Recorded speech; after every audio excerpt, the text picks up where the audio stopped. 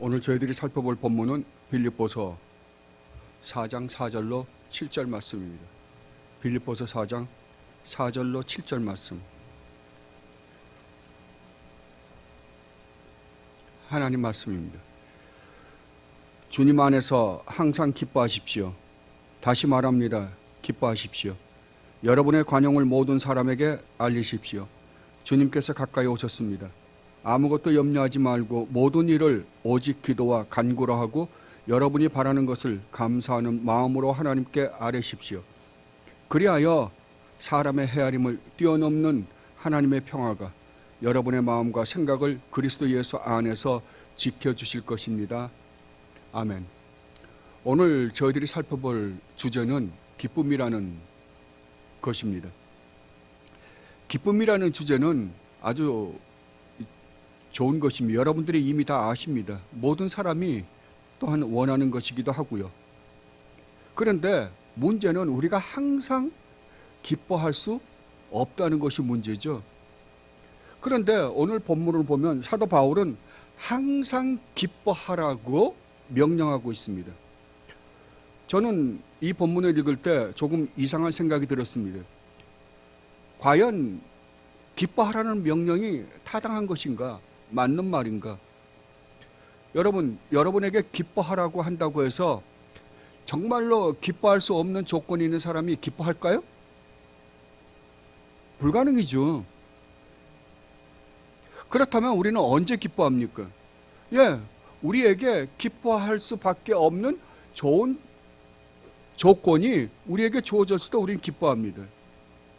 예쁜 자식을 낳았다든지 좋은 학교에 갔다든지 죽을 병에 걸렸는지 나았다든지 그 다음에 사업이 대박이 났다든지 사업이 잘 될 때 그리고 얼마 전에 끝난 올림픽 같은 데에서 금메달을 타면 여러분들이 기뻐하는 모습을 보시죠. 전 국민이 기뻐합니다. 근데 우리나라는 또 특히 일본하고 무슨 게임을 해서 이기기만 하면 마치 결승전을 치른 것처럼 좋아합니다. 그 이상해요. 일본하고는 참 희한한 것 같아요. 어떻게 됐건 간에 우리는 우리가 기뻐할 수밖에 없는 조건이 생길 때, 그런 환경에 들어가 있을 때 우리는 자연적으로 기뻐합니다. 그렇다고 한다면 이 기쁨이라는 주제는 전적으로 우리가 처해 있는 환경에 영향을 받는 것입니다. 안 그렇습니까? 환경에 영향을 받는 감정의 표현입니다. 그런데 사도 바울은 오늘 본문에서 뭐라고요? 항상 기뻐하렵니다. 다른 말로 하면 너희가 어떠한 환경과 어떠한 조건 속에 처해 있다 하더라도 어떻게 하라고요? 기뻐하라고요. 여러분, 우리가 빌립보서 4장 4절 오늘 우리가 읽은 이 본문까지 사도 바울이 기쁨이라는 단어를 몇 번이나 사용했을 것 같아요? 14번입니다. 다른 서신서들에서 사도 바울이 이렇게 기쁨이라는 단어를 많이 사용해 본 적이 없습니다. 그런데도 불구하고 사도 바울은 다른 서신서들과 달리 왜 이 빌립보서에서는 이 기쁨이라는 단어를 이렇게 많이 사용했을까요? 여러분들은 왜 그렇다고 생각하십니까? 빌립보 성도들이 지금 기뻐할 수 없는 상황에 처해 있기 때문에 그렇습니다. 다른 말로 하면 빌립보 성도들은 지금 기뻐할 수 없는 상황에 처해 있음으로 말미암아 뭘 잃어버린 것 같아요? 기쁨을 잃어버렸어요. 그러니까 사도 바울은 너희가 잃어버린 그 기쁨을 회복하라라고 이야기하고 있는 것입니다. 자, 그렇다고 한다면 이 말을 하고 있는 사도 바울의 형편은 어떻습니까? 사도 바울의 형편은 더 나쁘죠. 그죠? 사도 바울은 지금 감옥서에 있어요. 최악의 상황에 있어요. 그런데도 불구하고 사도 바울은 자기보다 덜 나쁜 상황에 있는 그들을 향해서 뭐라 그래요? 기뻐하라 그러는데 그냥 기뻐하라 그러는 게 아니라 항상 기뻐하라라고 이야기합니다. 그렇다면 사도 바울은 지금 빌립보 성도들보다 더 열악한, 기뻐할 수 없는 환경에 처해 있으면서도 불구하고 자기는 지금 어떻게 지내고 있다는 거예요? 기뻐하고 있다는 거예요. 자기는 지금 기쁨이 충만해서 있다는 거예요. 그러니까 너희도 나처럼 기뻐하라.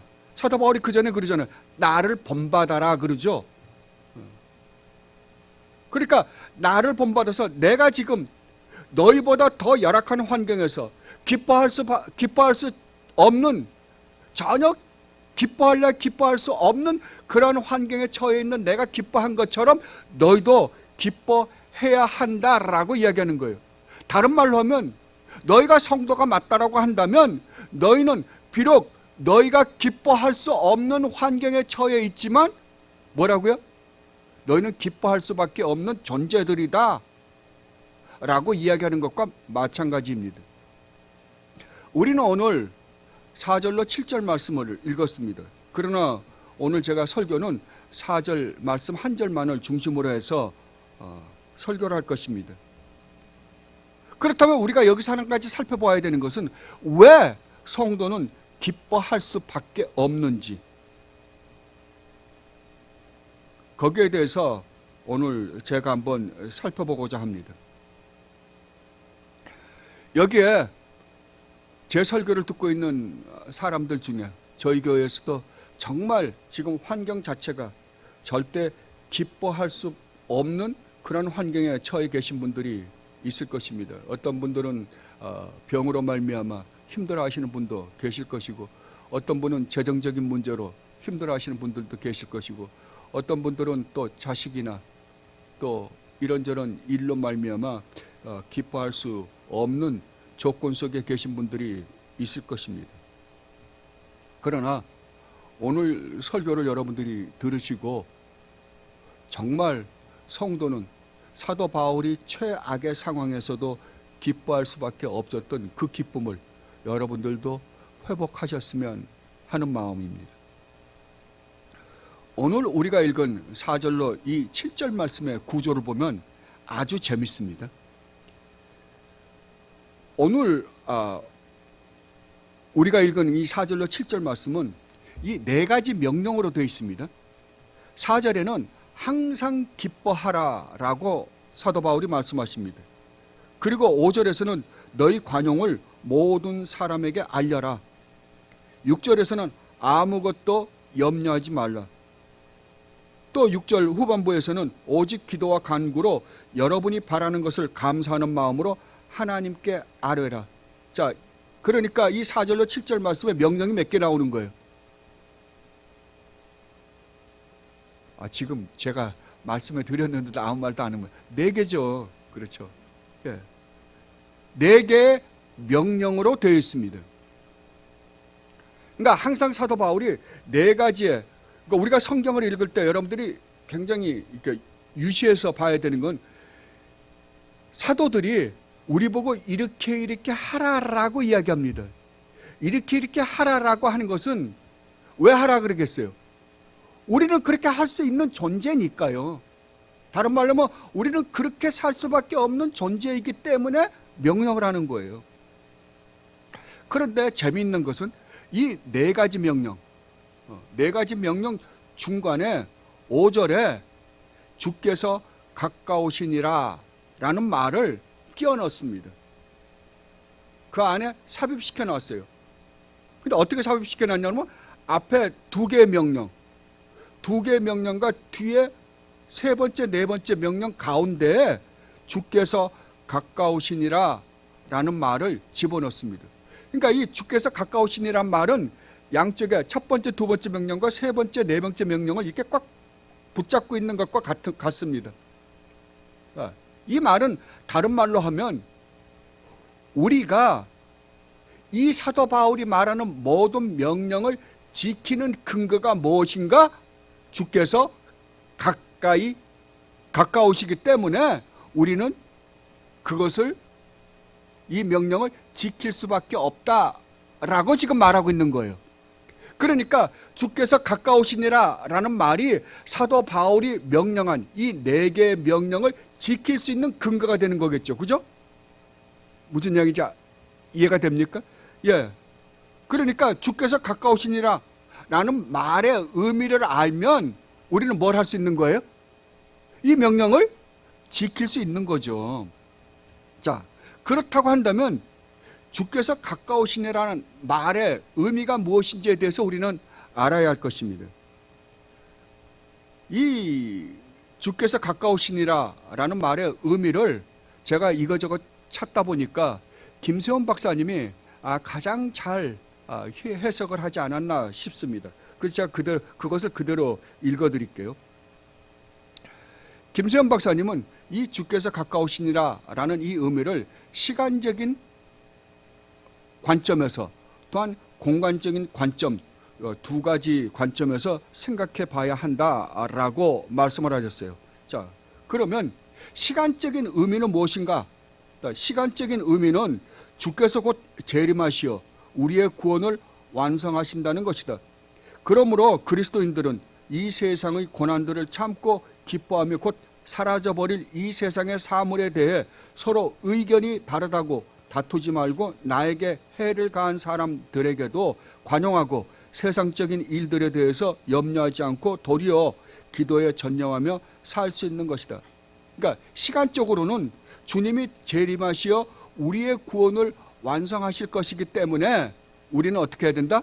항상 기뻐할 수밖에 없다라고 이야기를 하고 있는 것입니다. 그 다음에 공간적인 의미는 주님은 높고 먼 하늘 꼭대기에 고고히 앉아 계시며 이 고난의 세상에 나를 방치하신 것이 아니라 그의 성령으로 나에게 가까이 오셔서 아니 내 안에 내주하셔서 나를 돕는 분이라는 것이다. 그러기에 그리스도인들은 그 가까이 계시는 주의 권능과 사랑에 힘입어서 고난 속에서도 염려를 극복하고 기쁨을 얻을 수 있다는 것이다. 정말 제가 보기에 아주 해석을 아주 잘하신 것 같아요. 자, 이 말은 어떤 의미냐 그러면은 주님은 반드시 어떻게 하신다? 다시 오실 것이라는 거예요. 주님의 재림은 반드시 있다는 거예요. 그때 이 세상의 모든 것은 다 주님의 심판 아래에서 심판을 받을 것입니다. 그러나 그때 성도는 어떻게 된다고요? 비록 이 땅에 사는 동안 우리가 예수 그리스도를 믿는다라는 것 때문에 우리는 수많은 것들을 포기하며 또 이 세상에서 이런저런 어렵고 힘든 환경에서 살게 되겠지만 주님이 다시 오시는 날, 우리의 구원이 완성되는 날 우리는 영원히 하나님 나라에서 주님이 부활하시어 영광스러운 몸을 입고 영원히 영광 가운데 들어가신 것처럼 우리도 어떻게 된다고요? 우리도 그렇게 될 수밖에 없는 존재들이다. 그러니까 너희는 내가 말하는 이 명령들을 지켜라 라고 이야기하는 거예요. 그리고 또 한 가지는 아까 공간적인 의미라는 것은 지금 우리 주님께서는 하나님 우편에 앉아 계시잖아요. 그죠? 하나님 우편에 앉아 계셔서 에이 나는 내 할 일 다 했다 그러고 앉아 계시는 분이 아니라는 거예요. 나 몰라라 하고 계시는 분이 아니라 우리 주님은 지금 우리를 지키시고 인도하시고 보호하시고 우리의 삶 하나하나를 지켜보고 계시며 우리를 영원히 하나님 나라 데려갈 때까지 절대 포기하지 않고 지금도 살아계셔서 우리와 함께 거하시는 분이기 때문에 너희는 아무 염려하지 말고 하나님의 말씀을 쫓아 살아야 된다라고 이야기하는 거예요. 지금 만약에 우리가 정말로 이러한 사실들을 우리의 마음속에 정말 간직하고 믿고 살아간다고 한다면 우리는 사도 바울이 말한 이 명령을 지킬 수 있을까요? 예, 당연히 지킬 수 있죠.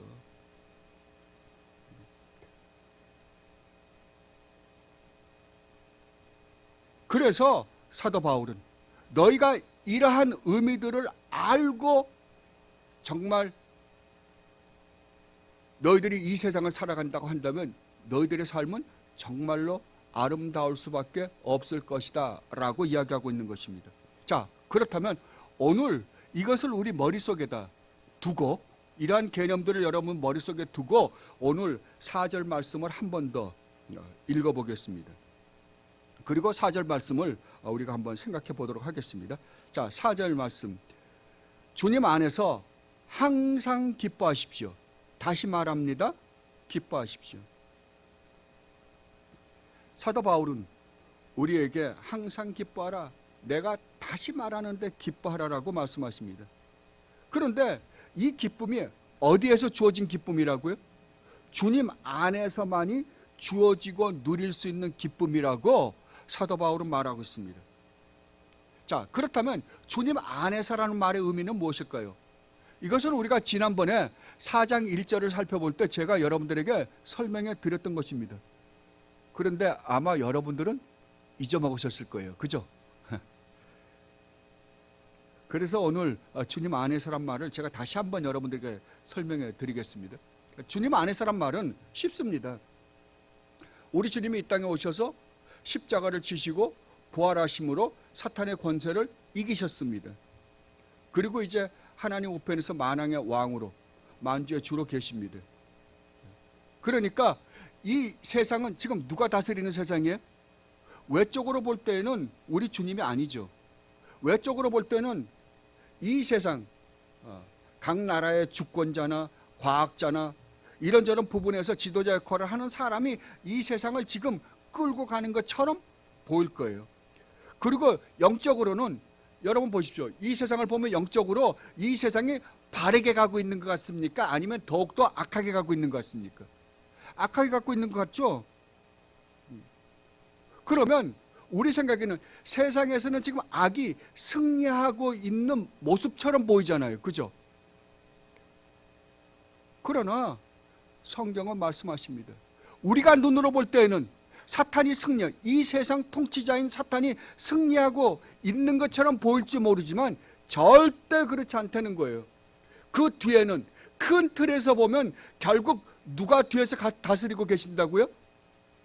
예, 하나님 우편에 앉아 계신 우리 주님이 만왕의 왕으로서 만주의 주로서 다스리고 계신다라고 이야기하고 있는 거예요. 결국 사탄이나 모든 사람들도 결국 누구 손바닥 위에서 노는 거예요? 우리 주님의 손바닥 위에서 하고 있는 일이다. 여러분들이 욥기를 보면 아시죠?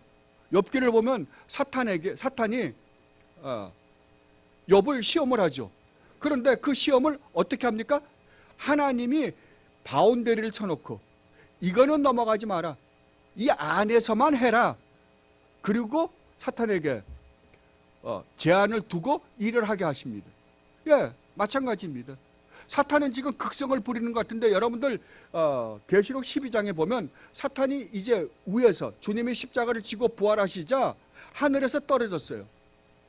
그래서 이 세상의 교회를 괴롭히려고 내려와 있다고요. 그런데 그가 할 수 있는 일은 한계가 있어요. 옛날에 어떤 목사님이 그렇게 표현을 하셨습니다. 자, 사자가 무섭죠. 그죠? 사자가 무서운데 쇠사슬을 목에다가 걸어놓고 묶어놓으면 어떻습니까? 지가 할 수 있는 건 쇠사슬 길이 외에는 으르렁거릴 수가 없어요. 으르렁거리는 건 무서워요. 사자가 무섭긴 하다고요. 그러나 제한되어 있다고요. 그러니까 우리가 그 쇠사슬에 묶여있는 그 쇠사슬의 범위 밖에 있으면 우리는 절대 사자를 무서워할 필요가 없죠. 사자가 짖을 때는 무섭기는 하지만 바로 이와 같은 상태라는 거예요. 그러니까 결국 궁극적으로는 우리 주님의 다스림 속에 이 우주가 있다라고 말씀하십니다. 자, 그렇다고 한다면 성도에게는 어떻겠습니까? 이 세상도 하나님이, 우리 주님이 다스리고 계시는데 성도에게는요? 성도는 더욱더 그렇죠. 성도는 더욱더 주님의 사랑, 주님의 다스림 속에 있는 거죠. 주님이 그 엄청난 희생을 치르고 구원하신 주님의 백성들을 사탄이 마음대로 가지고 휘둘리게 내버려 두겠어요? 절대 아니죠. 예. 비록 우리가 이 세상에 살면서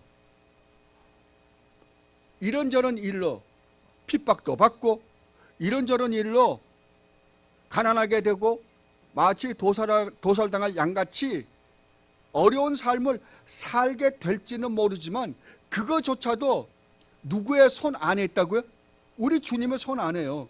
다른 말로 하면 우리 주님께서 우리가 미워서 그러한 환경을 허락하신 것이 아니라 우리 주님께서 어떠한 의도가 계시어서 우리에게 그러한 일을 겪게 하신다 라고 말씀하시는 거예요.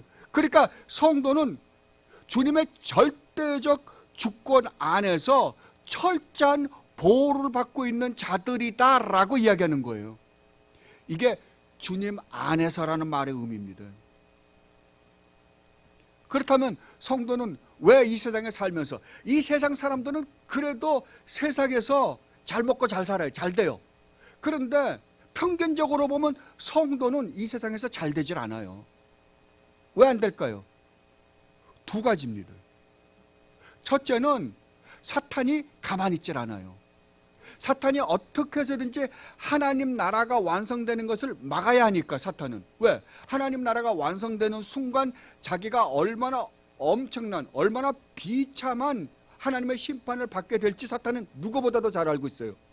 그러니까 어떻게 해서든지 사탄은 교회를 방해해서, 성도들을 방해해서 하나님 나라가 완성되지 못하게 막는 거예요. 그러니까 성도의 삶이 괴롭죠. 그게 아까 제가 말씀드렸듯이 계시록 12장의 논증이잖아요. 사탄이 이제 하늘에서 떨어져서 내려와서 어떻게 한다고요? 교회를 어떻게 해서든지 힘들게 할 거라고요. 자, 계시록을 한번 가보십시다. 계시록 12장입니다.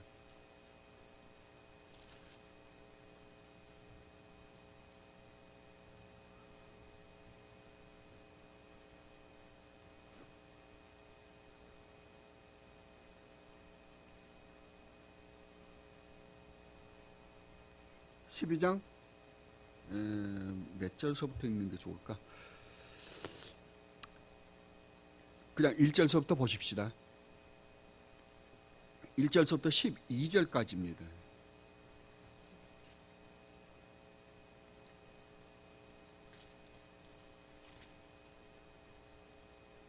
아, 12장 전체가 돼버리네. 잠깐만요.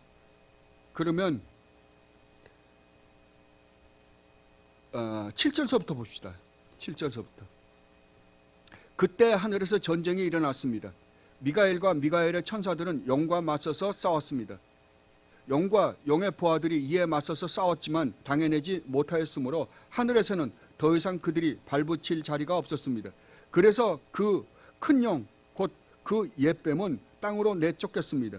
그 큰 영은 악마라고도 하고 사탄이라고도 하는데 온 세계를 미혹하던 자입니다. 그 영의 부하들도 그와 함께 땅으로 내쫓겼습니다.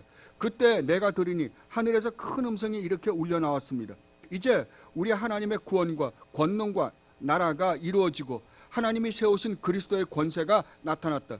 우리의 동료들을 헐뜯는 자, 우리 하나님 앞에서 밤낮으로 그들을 헐뜯는 자가 내쫓겼다. 우리의 동료들은 어린 양이 흘린 피와 자기들이 증언한 말씀을 힘입어서 그 악마를 이겨냈다. 그들은 죽기까지 목숨을 아끼지 않았다. 자, 여기서 여러분들이 하나 재미나는, 성경이 재미나게 이야기하는 것들이 이런 부분들입니다. 11절에 보면 우리의 동료들, 성도들이죠. 어린 양이 흘린 피와 자기들이 증언한 말씀을 힘입어서 그 악마, 사탄을 이겨냈다. 그죠? 성도가 이겼다는 거 아니에요. 그런데 재밌는 건 그들은 죽기까지 목숨을 아끼지 않았다. 이겼다는 거예요? 졌다는 거예요? 이 세상에서는 어떻게 해요? 죽기까지, 다른 말로 하면 이 세상 관점에서 볼 때는 실패처럼 보일지 모르지만 궁극적인 승리는 누구에게 있다는 거예요? 성도들에게요. 그러므로 하늘아, 그리고 그 안에 사는 자들아, 즐거워하여라.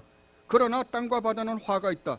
악마가 자기 때가 얼마 남지 않은 것을 알고 몹시 성이 나서 너희에게 내려갔기 때문이다. 그 영은 자기 땅으로 내쫓겼음을 알고 남자 아이를 낳은 그 여자를 쫓아갔습니다. 그러나 그 여자는 큰 독수리에 두 날개를 받아 가지고 광야에 있는 자기 은신처로 날아가서 거기에서 뱀을 피해서 한 때와 두 때와 반 때 동안 부양을 받았습니다.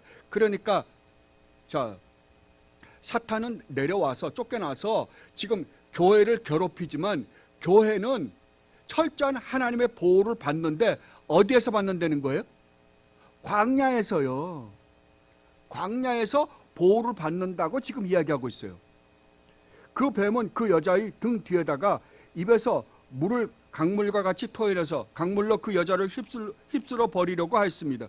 그러나 땅이 그 여자를 도와주니 땅이 입을 벌려서 용이 입에서 토해낸 강물을 삼켰습니다. 그래서 그 용은 그 여자에게 노예서 그 여자의 남아있는 자손, 즉 하나님의 계명을 지키며 예수의 증언을 간직하고 있는 사람들과 싸우려고 떠나갔습니다. 아멘. 그러니까 성도의 삶이 편하겠어요? 아니죠. 이놈이 끝까지 물고 늘어질 거 아니에요. 그러니까 쉽지 않아요. 근데 또 하나의 고난이 있어요. 뭐예요? 하나님이세요. 하나님이 징계를 하세요. 왜요? 여러분들 사람 만들려고요. 하나님의 자녀다운 자녀로 만들기 위해서 하나님이 징계를 하세요. 그러니까 성도는 반드시 거룩한 자로 만드는 게 하나님의 목적이에요. 내가 거룩하니 너희도 거룩하라. 내가 완전하니 너희도 온전하라 라고 말씀하십니다.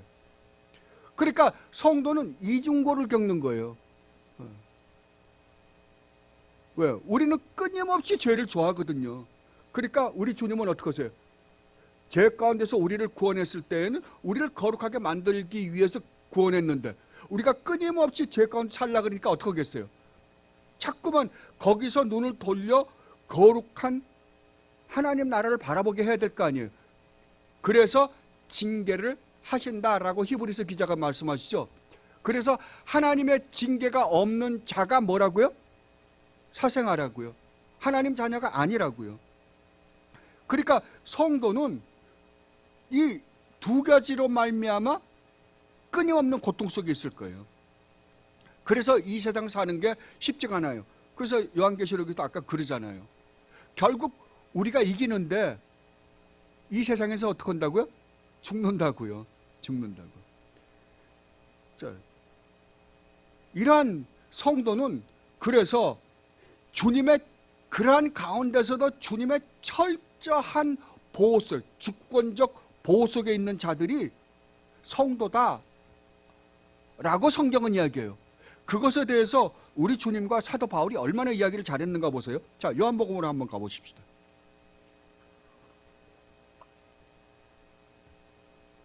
요한복음 10장입니다.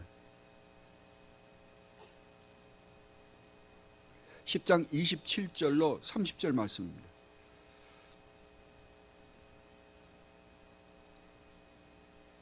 내 양들은 내 목소리를 알아듣는다.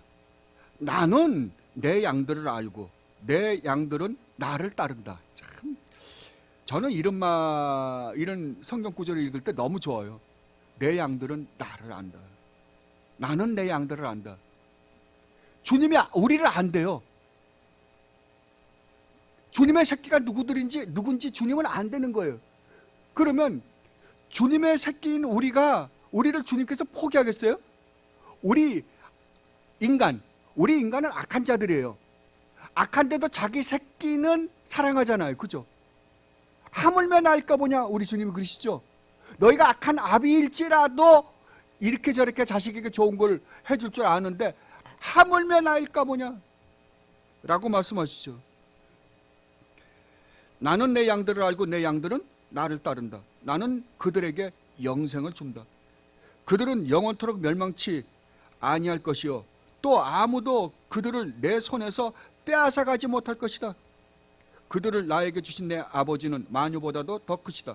아무도 아버지의 손에서 그들을 빼앗아가지 못한다. 나와 아버지는 하나이다. 아멘.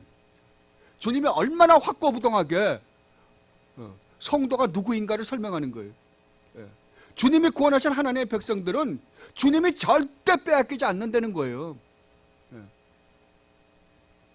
이것을 사도 바울이 로마서 8장에서 이렇게 표현을 하십니다. 자, 로마서 8장으로 한번 가보십시오.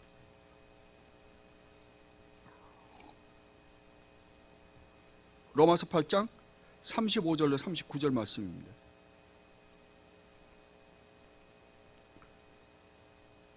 누가 우리를 그리스도의 사랑에서 끊을 수 있겠습니까? 살면서 마음, 뭐라 그럴까, 조금 마음이 가난하다 그럴까요? 어떨 때는 마음이 텁텁할 때가 있죠. 그럴 때 저는 가끔 이게 로마서 8장 자주 읽는 편이에요. 참 이걸 읽을 때마다 힘이 나고 용기가 나게 하는 구절이 아닌가 싶습니다. 누가 우리를 그리스도의 사랑에서 끊을 수 있겠습니까? 환난입니까? 공고입니까? 박해입니까? 굶주림입니까? 헐벗음입니까? 위협입니까? 자, 여러분 이 일을 한번 당해보세요. 얼마나 힘든 일들이에요. 그죠? 그런데 사도 바울은 도전하듯이 물어보는 거예요. 환난이냐? 공고냐? 박해냐? 굶주림이냐? 헐벗음이냐? 위협이냐? 또는 칼입니까? 성경에 기록한 바 우리는 종일 주님을 위하여 죽임을 당합니다. 우리는 도살당할 양과 같이 여김을 받았습니다. 한 것과 같습니다. 그러나 우리는 이 모든 일에서 우리를 사랑하여 주신 그분을 힘입어서 이기고도 남습니다. 나는 확신합니다. 죽음도 삶도 천사들도 권세자들도 현재일도 장래일도 능력도 높음도 기쁨도 그 밖에 그 어떤 피조물도 우리를 우리 주 예수 그리스도 안에 있는 하나님의 사랑에서 끊을 수 없습니다. 아멘. 이것이 주님 안에 있는 성도들이다 라고 사도 바울은 말하는 거예요. 그러므로 너희는 어떻게 하라? 항상 기뻐하라고요. 항상 기뻐하고 또 기뻐하라고요. 왜냐하면 너희는 이렇게 놀라운 주님의 주권적 손 안에 있는 자들이기 때문이다 라고 말씀하시는 거예요. 그러므로 성도는 우리가 비록 이 세상에서 이런저런 어려운 환경에 처해 있을 수는 있습니다. 그럼에도 불구하고 우리는 어떠할 수밖에 없는 존재들이다? 기뻐할 수밖에 없는 존재들이다 라고 이야기하는 거예요. 이것을 우리 주님이 요한복음과 또 사도 베드로가 베드로서에서 말씀하셨습니다. 제가 그냥 읽어드릴게요. 내가 너희에게 이러한 말을 한 것은 내 기쁨이 너희 안에 있게 하고, 그러니까 우리에게 있는 기쁨은 누구의 기쁨이에요? 우리 주님의 기쁨이에요. 또 너희의 기쁨이 넘치게 하려는 것이다. 이게 주님의 약속이죠. 그죠? 이와 같이 지금 너희가 근심에 쌓여 있지만 내가 다시 너희를 볼 때에는 너희의 마음이 기쁠 것이며 그 기쁨을 너희에게서 빼앗을 사람이 없을 것이다. 사도 베드로는 이렇게 말씀하셨습니다. 여러분은 그리스도를 본 일이 없으면서도 사랑하며, 여러분들이 그렇죠? 여러분들 예수님 보신 적 있으세요? 직접 못 뵀잖아요. 사도 베드로는 배웠어요. 그러나 여러분들 어떻게 해요? 주님을 믿잖아요. 주님을 믿는다는 말은 주님을 사랑한다는 말이에요. 주님을 사랑하시는 분들이에요. 지금 그를 보지 못하면서도 믿으며 말로 다 표현할 수 없는 즐거움과 영광을 누리면서 기뻐하고 있습니다. 이게 누구예요? 성도들이다 라고 이야기하는 거예요. 사도 베드로가 쓰실 때, 그 서신서를 쓰실 때 그 서신서를 받으시는 수신자들이 누구냐 그러면 어려운 환경 속에 있는 성도들이었어요. 근데 그 성도들의 상황이 어땠다고요? 말로 다 할 수 없는 즐거움과 영광을 누리면서 기뻐하고 있는 자들이다 라고 이야기하는 거예요. 자, 그렇다고 한다면 우리에게 주어지는 이 기쁨의 주체는 누굽니까요? 하나님이시죠. 하나님이세요. 그래서 이것을 성령의 열매라고 하는 거예요. 성령의 열매는 우리의 열매고 우리가 맺는 열매가 아니잖아요. 성령이 우리에게 맺어주는 열매죠. 그죠? 자, 사과나무에 사과가 열려요? 가지에 열리죠. 그러면 가지가 혼자 엽니까? 열매를? 아니죠. 사과나무가 뿌리에서부터 영양분을 공급해서 열매가 열리는 거잖아요. 그 열매가 우리에게, 성령의 열매는 우리에게 맺힐 거예요. 우리에게서 드러날 거예요. 그러나 그걸 맺게 해주시는 분은 누구다? 성령 하나님이시라고요. 그래서 성령의 열매는 사랑과 기쁨과 화평과 인내와 친절과 선함과 신실과 온유와 절제다라고 사도 바울이 말씀하셨습니다. 그리고 사도 바울이 로마서에서 하나님 나라의 특징이 뭔지 아냐? 하나님 나라는 먹고 마시는 것이 아니다. 성령 안에서 누리는 의와 평강과 기쁨이다 라고 말씀하십니다. 그러니까 이 기쁨이라는 것은 하나님의 선물임과 동시에 하나님 나라의 특성이에요. 하나님 나라의 특성이니까 이것은 우리에게 드러날 수밖에 없는 거죠. 자, 여기서 여러분들이 한 가지 조심해야 될 게 있어요. 우리는 보통 하나님의 선물이다, 하나님이 우리에게 은혜로 주시는 거다 그러면은 뭐라 그러나 그러면은 그냥 하나님께서 그 주신 선물이니까, 예를 들면 이제 기뻐하라 그랬으니까, 자 그러면 하나님께서 내 마음속에 기뻐할 수 있는 마음을 주시겠지라고 기다려요. 여러분, 기뻐할 수 없는 조건에 있는 사람에게 라고 한다고 해서 그 기뻐집니까? 여러분 안에 그 분명히 하나님께서 여러분들에게 선물로 주셨다 그랬어요. 주셨다 그랬는데 여러분 안에서 기쁨이 나옵니까요? 안 나오죠? 그죠? 그러면 이것은 여러분이 하나님으로부터 선물을 받았다라고 했을 때 어떤 감정적인 느낌은 분명히 아닌 거예요. 똑같이 자, 사랑은 하나님의 선물이에요.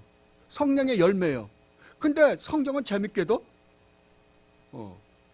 원수를 사랑해라 그래요. 그래, 원수를 사랑하라니까. 그래, 하나님께서 나에게 원수를 사랑할 수 있는 마음을 주시겠지. 그리고 기다려보면 와요? 사랑하고 싶은 마음이 여러분 안에 듭니까? 안 들죠. 어떤 마음만 들어요? 점점 더 미워지죠. 교회 안에서 여러분들 자주 하시는 거예요. 한번 미워하면 계속 미워하잖아요. 오늘날 그렇게 가르치시는 분들이 상당히 많아요. 이 부분에 있어서 큰 실수를 하시는 분 중에 한 분이 워치만이에요. 워치만이가 에베소서 강해를 하시면서 에베소서 강해를 하신 것을 쓴 책이 그 자행참이라는 책입니다. 그 책에 보면 워치만이가 그렇게 말씀하세요. 우리가 성도냐? 그러면 이제 성도의 인도하심을 받아야 되는데 우리가 먼저 나대지 말아라. 나서지 말아라. 가만히 기다려라. 이게 자행참이에요. 가만히 행동하기 전에 가만히 기다려라. 그러면 언젠가 하나님이 성령 하나님은 우리 안에서 역사하실 것이다. 그때 움직여라 그래요. 이게 그럴듯하죠. 여러분 신앙이 그럴듯하게 보이잖아요. 그죠? 멋있어 보이죠? 근데 가만히 기다리면 성령이 우리 안에서 그 박영선 목사님이 좋아하시는 표현대로 하면 사이다가 콱콱 튀어요? 아니잖아요. 이게 오늘날 오순절 계통의 사람들도 상당히 많이 실수하고 있는 것 중에 하나입니다. 그러면 하나님께서 우리에게 분명히 이렇게 선물로 주시는 성령의 열매라고 하는데 지금 성경은 또 뭐라면 항상 기뻐하라예요. 사랑이 열매인과 동시에 하나님이 주시는 선물인과 동시에 원수를 사랑하라예요. 이것을 우리는 어떻게 조화를 이루어야 하는가 굉장히 중요하죠. 그죠? 기다릴 수도 없고 나댈 수도 없고 어떻게 해야 될까요? 예. 이것을 아주 잘 설명한 것이 우리가 이미 살펴본 빌립보서예요. 그죠? 빌립보서 2장으로 가보세요. 다시 한번 읽어보십시다.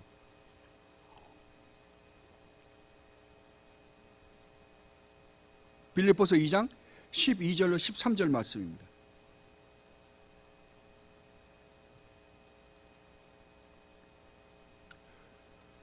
그러므로 사랑하는 여러분, 여러분이 언제나 순종한 것처럼 내가 함께 있을 때뿐만 아니라 지금과 같이 내가 없을 때에도 더욱더 순종하여서 두렵고 떨리는 마음으로 자기의 구원을 이루어 나가십시오. 하나님은 여러분 안에서 활동하셔서 여러분으로 하여금 하나님을 기쁘게 해드릴 것을 염원하게 하시고 실천하게 하시는 분이십니다. 그러니까 우리 안에 하나님 말씀에 순종하고 싶어하는 마음을 누가 주신다? 하나님이 주신다고요. 그러나 또 우리가 어떻게 해야 된다? 실천해야 된다고요. 실천해야 된다고요. 자, 이것을 여러분들은 분명히 이해해 두세요. 자, 여러분이 성도가 되는 순간 하나님이 여러분에게 하늘에 속한 모든 신령한 복을 주셨다, 안 주셨다? 주셨다고요. 다른 말로 하면 하나님의 형상이 회복되었어요. 그렇다면 여러분은 이제 하나님의 말씀을 쫓아 순종할 수 있는 자가 된 거예요, 아닌 거예요? 자가 된 거예요. 이미 여러분 안에는 하나님의 성품이 회복되었습니다. 그러므로 우리는 성령을 쫓아 살 수 있는 존재예요. 여러분들이 예수를 믿기 전에는 어떤 존재였어요? 죄 가운데 태어나서 죄를 지을 수밖에 없는 존재들이었어요. 죄의 지배 속에서 여러분들은 나올 수가 없었어요. 근데 과거의 죄의 지배 속에서 죄를 지을 수밖에 없는 존재로 살고 있는 우리를 우리 주님이 죄의 사탄의 손아귀에서 우리를 끄집어내어 어디로 옮겼어요? 하나님 나라로 옮겼어요. 주님의 다스림 속으로 우리를 집어넣었다니까요. 그리고 우리가 잃어버렸던 하나님의 형상, 의와 진리와 거룩을 회복시켜 주셨다고요. 그러니까 우리는 어떻게 한다?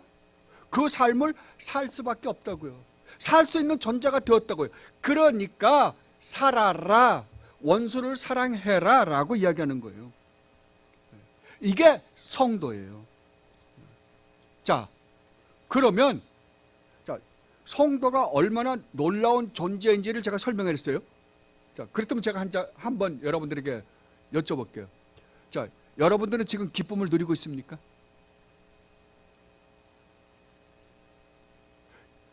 여러분들이 기뻐할 때는 언제입니까? 이번에 올림픽 때 한국이 금메달 땄을 때, 그때만 기뻐하십니까? 솔직히 얘기해 보세요. 여러분 정말 기쁨 가운데 살고 계세요? 아니죠. 왜 아니에요? 분명히 성경은 이야기하고 있어요. 성도라고 한다면 항상 기뻐할 수밖에 없는 존재다. 사도 바울은 그래서 자기는 지금 비록 최악의 상황에 있지만 자기는 기뻐하고 있다라고 말씀하고 계세요. 그렇다면 하나님께서 여러분에게 주신 축복과 사도 바울에게 주신 축복이 다를까요? 예수님이 사도 바울에게는 조금 더 희생을 하셨고 여러분에게 덜 희생하셨어요? 아니잖아요. 자, 그런데도 불구하고 왜 사도 바울은 똑같은 복음을 가지고 있는데 사도 바울은 항상 기쁨 가운데 있다고 하는데 우리는 못 있을까요? 왜 그럴까요? 무엇이 우리로 하여금 그 기쁨을 누리지 못하게 할까요? 첫째는 사탄이에요. 사탄이 우리의 구원을 빼앗아가지 못해요. 그러나 우리의 기쁨은 빼앗아갈 수 있다니까요. 뭘 가지고요?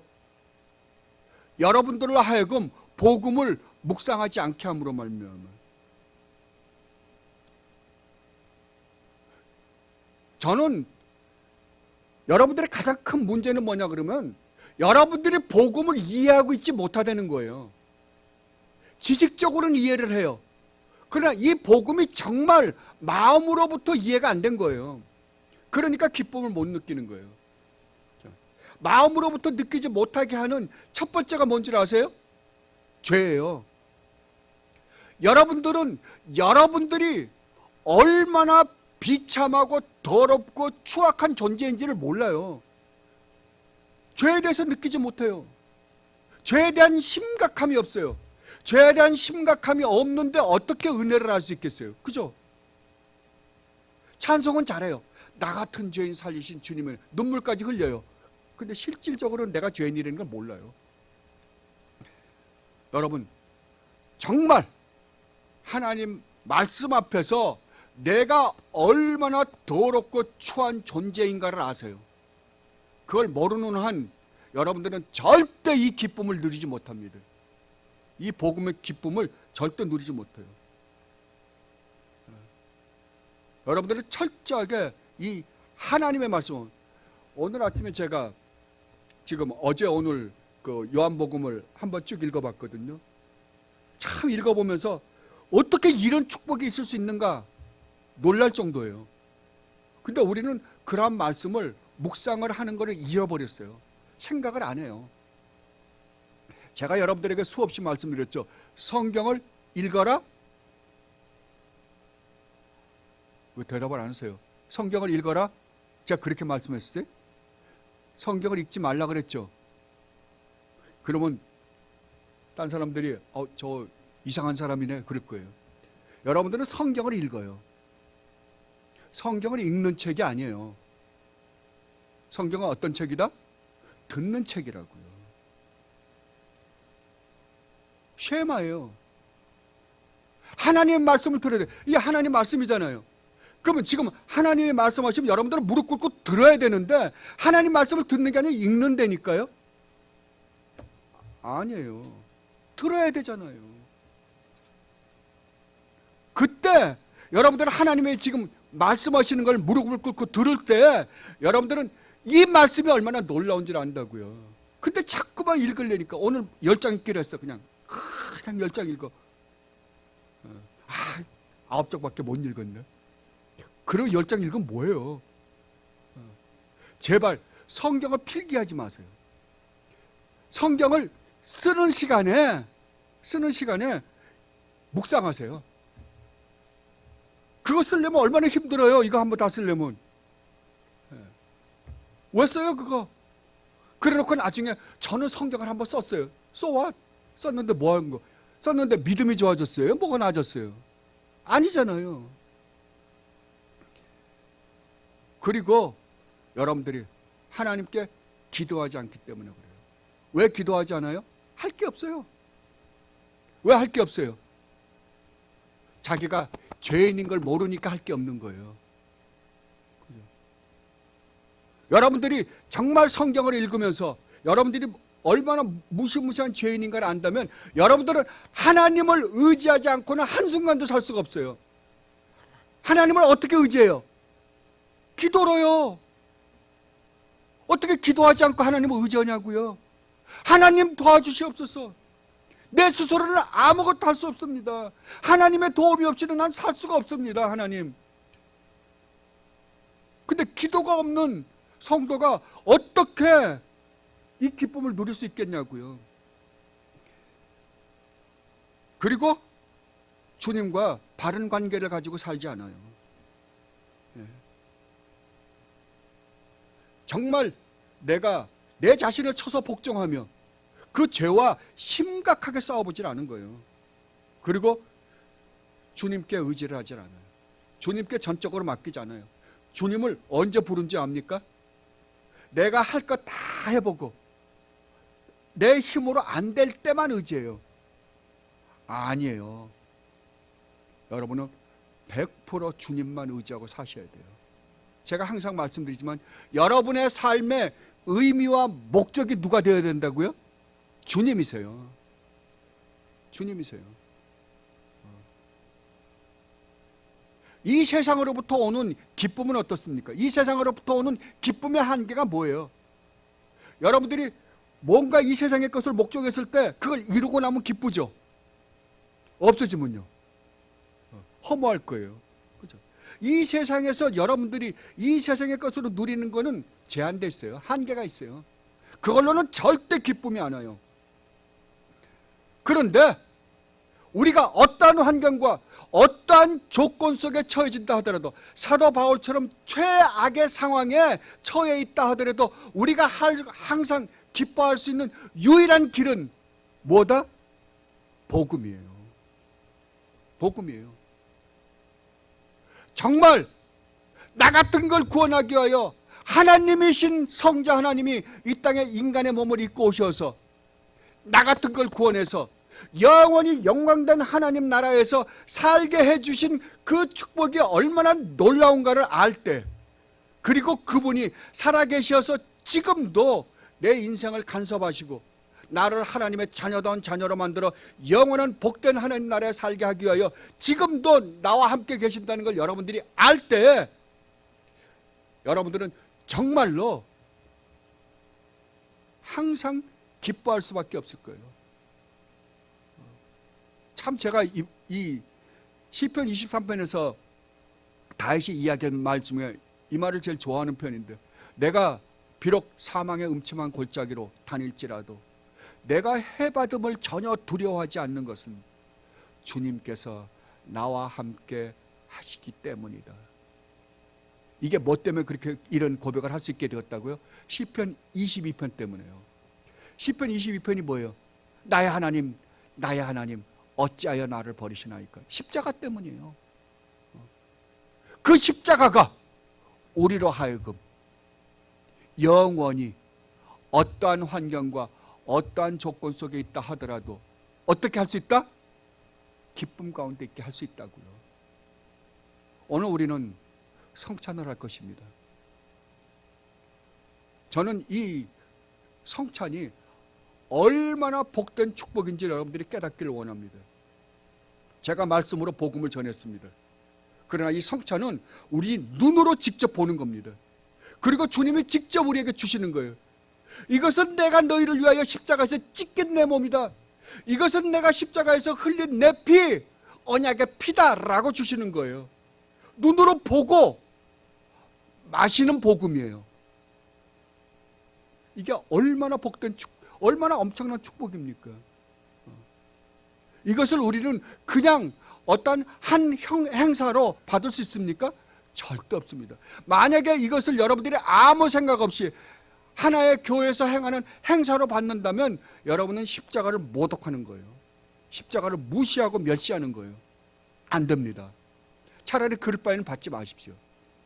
그러나 정말 우리 주님께서 십자가에서 흘리신 이 살과 이 피를 먹음으로 말미암아 내가 영원한 삶을 얻게 되었다라고 하는 이 복음의 은혜가 너무 고마워서 주님께 감사함으로 받는다면 그 모든 십자가의 축복이 누구에게 임한다고요? 여러분들에게 임할 거라고요. 이 축복을 누리는 여러분들이 되시기를 진심으로 바랍니다. 기도하겠습니다. 주님, 정말로 감사합니다. 저희들에게 허락하신 축복이, 성도라는 사람의 존재가 이렇게 놀라운 축복을 받았다는 것을 다시 한번 깨닫게 해주시니 감사합니다. 예, 항상 기뻐할 것입니다. 우리가 어떠한 환경과 어떠한 조건 속에 들어가 있다 하더라도 주님의 십자가를 바라보면서 기뻐할 수 있는 저희들이 되게 하여 주옵소서. 감사하며 예수 그리스도 이름으로 기도드리옵나이다. 아멘.